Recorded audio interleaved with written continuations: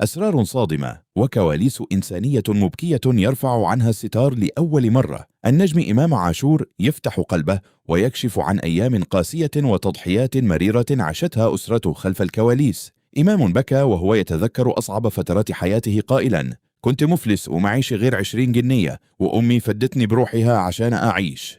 لاعب النادي الأهلي أكد أن الجوع كان يكسر طموحه في بداياته، ولم يكن يمتلك سوى 20 جنيها فقط لكي يأكل أو يسافر إلى التمرين، لكن السند الحقيقي كان في والدته البطلة، الست التي شالت الحمل الثقيل وكانت تنام معه في الشارع وعلى رصيف محطات القطار لدعمه.